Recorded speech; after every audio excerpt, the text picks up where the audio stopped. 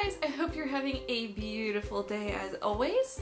When I was at Forever 21 the other day, they had this Love and Beauty sponge by Forever 21. So it says it is a makeup sponge. This is in the color lavender. Apparently they sell it in other colors as well.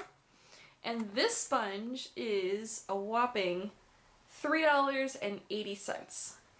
Now you're saying, oh, that looks mighty familiar. Yes, it does. So this is the Beauty Blender sponge. These run about $20 a piece. You can get them in multi-packs and kind of save a little bit of money that way. The way that I got my Beauty Blender sponges was that I redeemed Birchbox points for it.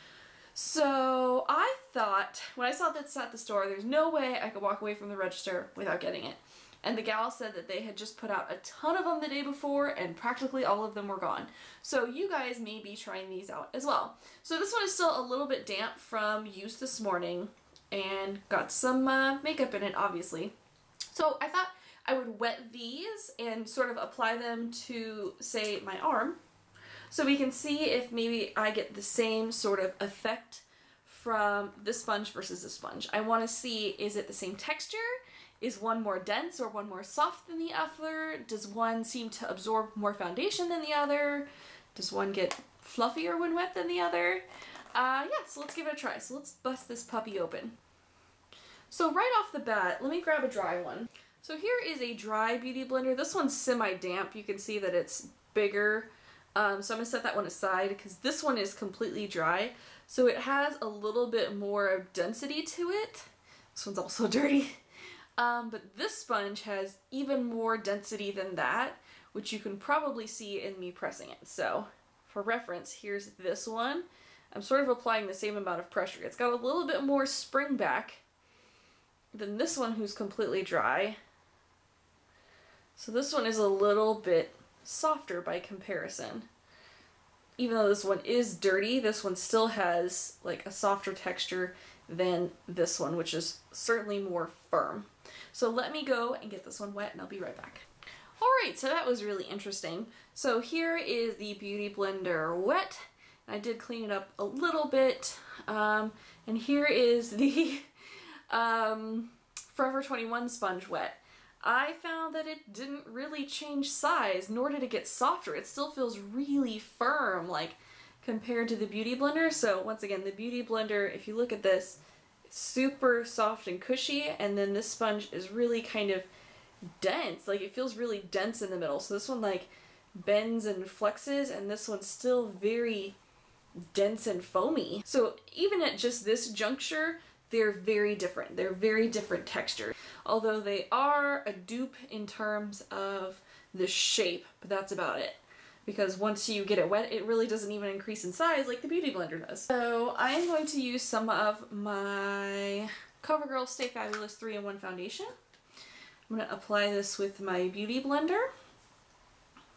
So on the Beauty Blender, you can just take and stipple it on, and it really creates this beautiful sort of natural finish. That's why everyone loves the Beauty Blender. It's very skin-like. It helps to blend the foundation beautifully, just seamlessly into the skin. So you can't even see where I just applied the foundation because it's very skin-like in the way that it looks. Now let's try the Forever 21 sponge. And let's apply this. You hear that? It sounds like a rubber ball. It is not as forgiving on the face or on the skin, I feel like. It's much, it's so rubbery. Okay, so let's kind of check out how that did on the skin. So I feel like it sort of looks the same on the skin, but in the area that the Beauty Blender did it, I feel like it's more skin-like, and then down here I feel like it's kind of sitting on the skin more rather than blending in. Not only that, but it's like, do you want to bounce that rubber ball on your face? Even just the actual foundation test, I'm still saying that the Beauty Blender pulls ahead. But now that we've got foundation on the sponge, and I know I don't have like a ton on here just because I just did it this one time, but let's see if I can get this out in the same way that I clean my Beauty Blender, so I'll be right back. So after a good couple minutes of trying to wash it out, this is what's left that I cannot get out of the sponge. I tried and tried and tried, and I could not get it out. So I did get a good portion of it out, but I feel like kind of it's just sitting there in the sponge, and no matter how much soap I try to use to get it out, I can't get it out. So you can get most of it out of the sponge, but not all of it. So my beauty blender, which is well loved, it has been stained from Revlon Color Stay, but if you see down here at the bottom, you can kind of start to see the pink through the sponge. So I did get most of the current stuff out of the sponge that I just applied. So, you know, and I just used the I use the Bath & Body Works antibacterial foaming hand soap, and I pump some in my hand, and then I swirl this in here, and I get the soap into the product, and then I squeeze it out under hot water. So that's how I clean this, and it gets most of the product out, concealers and foundation, except for Revlon Color Stay. And this one I did the exact same thing with, but I can't get it out because it's just so dense. It doesn't really like absorb the water and push it back out like this one does. This one can absorb and then release the water, and this one just doesn't absorb the water because it's so dense like a rubber ball. Doesn't make that noise. This is very hard and rubbery. So I'm gonna say it's kind of a fail, honestly.